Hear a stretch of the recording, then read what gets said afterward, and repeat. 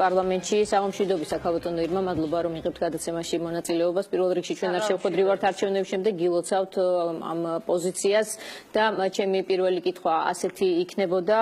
მაინტერესებს დღეს თქვენი კითხვები რიტორიკული ხასიათის იყო, როგორიც ჩანდა, თქვენ რა მოლოდინი გქონდათ, რომ მიიღებდით მასზე პასუხებს თუ თქვით უბრალოდ ის რაც გქონდათ სათქმელი. მოკლედ მიიღეთ კითხვებზე პასუხები, რაც დასვით. მე ჯერ არ მithქვამს თავარი სათქმელი პარლამენტის დარბაზში, ეს სათქმელი მთელი ამ 4 წლის განმავლობაში ეტაპობრივად ითქმება. მე წეღავ თქვი და ეხაც ვიმეორებ, რომ ირმა ინაშვილი და საქართველოს პატრიოტები პარლამენტში ჩვენ ვართ ჩვენი საზოგადოების, ჩვენი ერის ყველაზე ხელმოკლე, ყველაზე გაჭირვებული, სოციალურად დაუცველი ადამიანების დეპუტატები.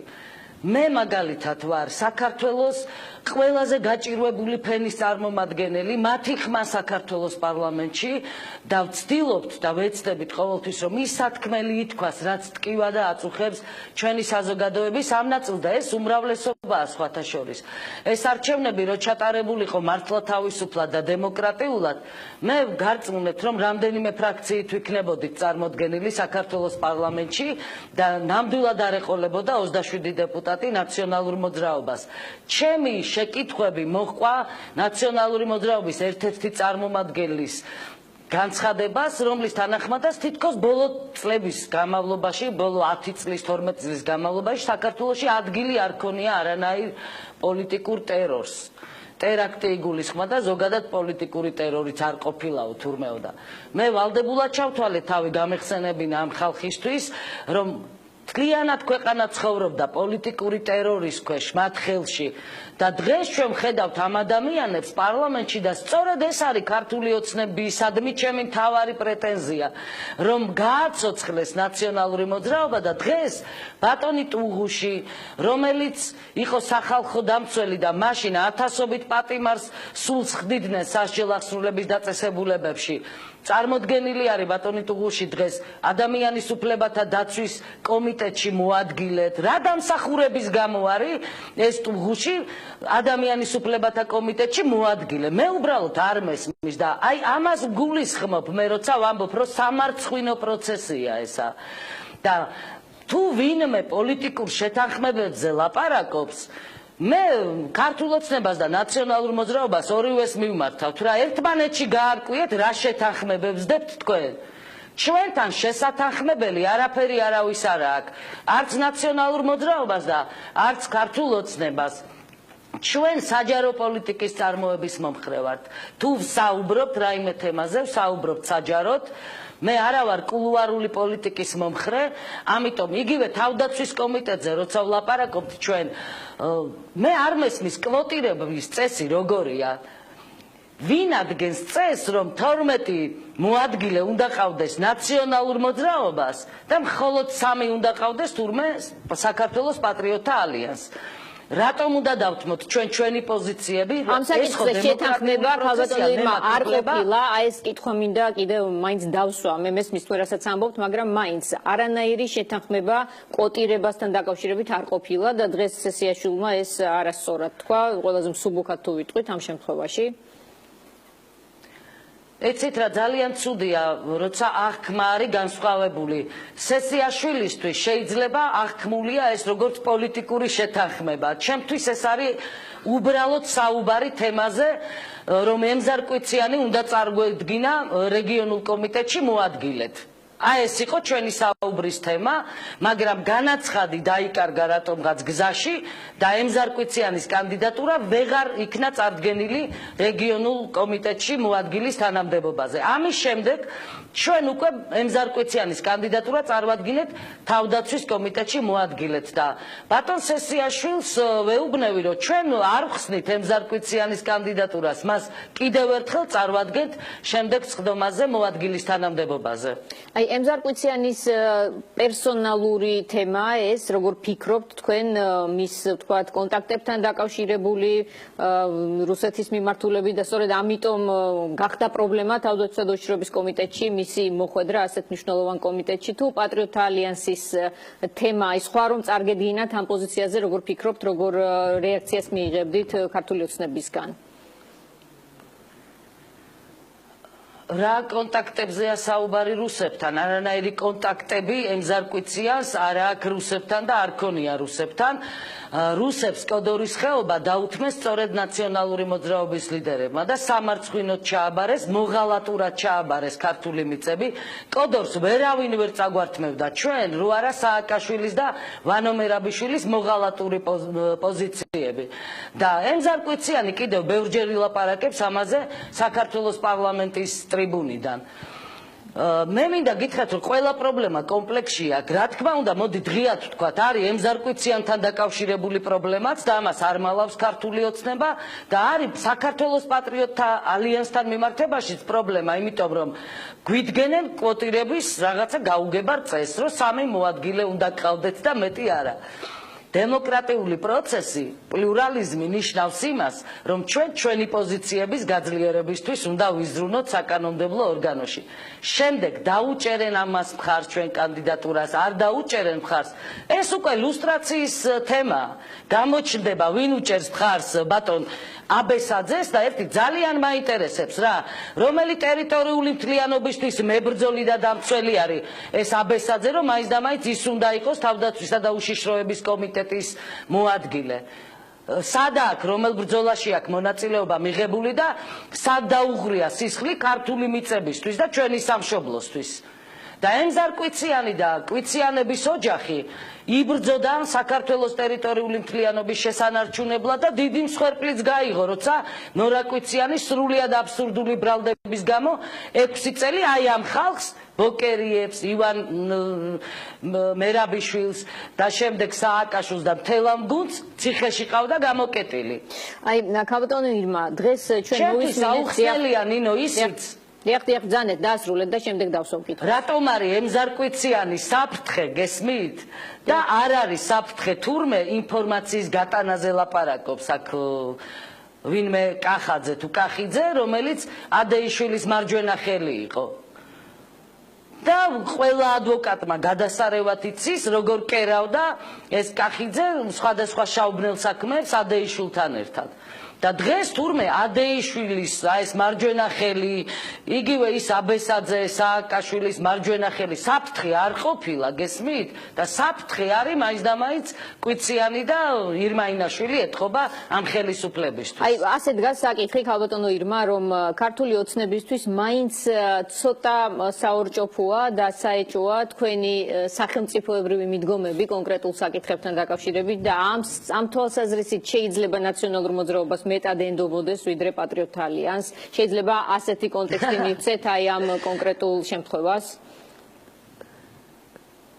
ძალიან საინტერესო კონტექსტია, ნინო. აი სწორედ ის შტრიხები იკვეთება, რომ ნაციონალური მოძრაობის წარმომადგენლები უფრო აწყობს ქართულ ოცნებას კომიტეტებში მოადგილის პოსტზე, ვიდრე საქართველოს პატრიოტთა ალიანსის წარმომადგენლები და რაც შეეხება სახელმწიფოებრივ აზროვნებას და საერთოდ ჩვენი სახელმწიფოებრივი ინტერესების დაცვას ჩვენ რა უნდა გაგვეკეთებინა ან ემზარკვიციანს ანმე ჩვენი ქვეყნისთვის. როცა შეგვეძლო აფხაზეთის ომშიც ვიყავით და არავის არ ვაყვედრით ამას, როცა შეგვეძლო იმ ტერორისტულ რეჟიმსაც უპირისპირდებოდით, რასაც ბოკერია და სააკაშვილი და მთელი ეს გუნდი ამკვიდრებდა ქვეყანაში, ისე ვიბრძოდით, როგორც შეგვეძლო ქართულ ხალხთან ერთად. და დღეს უბრალოდ ცინიზმი იმაშია, რომ თურმე ჩვენ ვართ საფრთხე და არასანდო პირები, რომ რაღაცა არ გავიტანოთ. ნაციონალური მოძრაობის წარმომადგენლებზე მეტი აგენტი ვის აკავს რუსეთს ერთი? რუსეთისთვის ყველა სანუკვარი ოცნება ამ ხალხმა აასრულა საქართველოშიც და უკრაინაშიც. და ეს ხალხი სხვათა შორის არაერთ სპეცსამსახურთან თანამშრომლობს, მარტო რუსებთან კი არა. ამიტომ არ არის საჭირო ამაზე საუბარი და ვნახოთ ჩვენ ემზარკვიციანს ისევ წარვადგენთ თავდაცვის კომიტეტში და გამოჩნდეს ვინ უჭერს მხარს ემზარს და ვინ უჭერს მხარს ბატონ აბესაძეს. ქავტონო ირმა, დღეს აი თქვათ თეატრულუკიანმა საკმაოდ დიდი სიმპათიით მოიხსენია თქვენი ფრაქციის მოხვედრა პარლამენტში, დიდი დადებითი კონტექსტით და გამოთქვა თავისი დიდი იმედი, რომ ითანამშრომლებთ კონკრეტულ საკითხებთან დაკავშირებით. ოცნების დიდ ნაწილს აქვს ასეთი მოლოდინი. ამის გამო სწორედ ოპოზიცია მიიჩნევს, რომ თქვენ არ იქნებით ესეთი კლასიკური ოპოზიცია და როცა საჭირო იქნება და დაჭირდება ოცნება სწორედ მის მხარეს მოგიწევთ ყოფნა, თუ კი დაჭირდება, ხა ამ საკონსტიტუციო უმრავლესობის შემთხვევაში შეიძლება დიდათ არც დაჭირდეთ, მაგრამ მაინც მე მაინტერესებს თქვენს როლს, აი პირველი მოთელვა უკვე იყო მაგალითად დღეს რა ფუნქციით ხედავთ პარლამენტში. 6 კაცი დიდათ ვერაფერს შეცვლით გადაწყვეტილებების თვალსაზრისით, მაგრამ გამოსვლების შესაძლებლობა თქვენ გაქვთ. რა გექნებათ უფრო კონკრეტული როლი? ვერც 27 კაცი ვერ შეცვლის ვერაფერს პარლამენტში, იმიტომ რომ საკონსტიტუციო უმრავლესობა აქვს დღეს ქართულ ოცნებას და ნებისმიერ გადაწყვეტილებას მიიღებენ ისე, როგორც მათ უნდათ. საერთოდ კარგი იქნება, როცა საკონსტიტუციო უმრავლესობა არსებობს, ძალიან მნიშვნელოვანი ინიციატივების განხილვაში ჩართონ ფართო საზოგადოება, იმიტომ რომ ფართო საზოგადოების კონსენსუსის საგნად იქცეს იგივე პრეზიდენტის არჩევის საკითხი თუ სხვა საკონსტიტუციო ცვლილებები. ჩვენ გადაწყვეტილებებზე ვერ მოვახდენთ პირდაპირ ზეგავლენას, იმიტომ რომ 6 დეპუტატი ვართ, მაგრამ როგორც აღნიშნე, ეხლაც ხას უსვამ მთავარ მომენტს. ჩვენ ქართველი ხალხის ხმა ვართ საქართველოს პარლამენტში. ჩვენ მთავარ დისკუსიას, მთავარ პოლემიკას გავმართავთ სწორედ ქართულ ოცნებასთან. ქართულ ოცნებასთან გვექნება ყველაზე მწვავე შეკითხვები და ნაციონალურ მოძრაობასაც მივაყოლებთ შიგადაშიგ. ის რაც სათქმელი გვაქვს, ჩვენ არ დავტოვებთ ამ სათქმელს კულისებში, არც ნაციონალური მოძრაობის მისამართით და არც ქართული ოცნების მისამართით. და აი ფინალში ერთი კითხვა მაქვს კონკრეტული, მე მოვისმინე თქვენი გამოსვლა აქ ჩვენ აუდიტორიამ, სადაც თქვენ თქვით, რომ საქართველო კარგავს თავის ტერიტორიებს, ყველა მხრიდან მეზობლების მხარეს გადადის მიწების რაღაც რაოდენობა.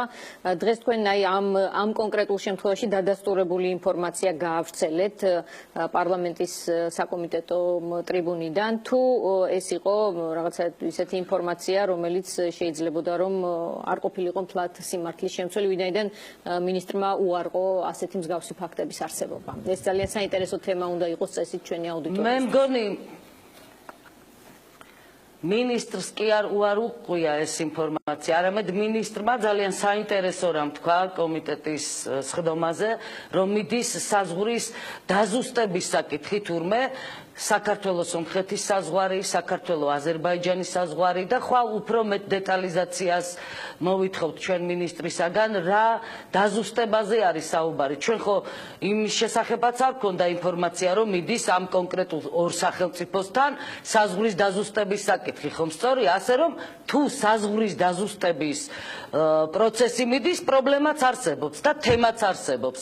მე ხაზგასმით აღვნიშნე კომიტეტის სხდომაზე, რომ როცა აქტიურ ჟურნალისტიკაში ვიყავი, ხვდებოდი საზღვრისპირა სოფლების მოსახლეობას, იგივე საქართველოს-სომხეთის საზღვარზე, საქართველო-აზერბაიჯანის საზღვარზე, თურქეთში ასევე საქართველო-თურქეთის საზღვართან და მე მგონი ყველას ერთად არ ესიზმრება, რომ წლების მანძილზე ეს მთა, ერთი კონკრეტული მთა, მაგალითად საქართველოს-სომხეთის საზღვართან, ხან არის საქართველოს ნაწილში და ხან არის სომხეთის ნაწილში და ჩვენ ესე ჰექტარ არ უნდა დავარიგოთ და არ უნდა გავანიავოთ ქართული მიწები.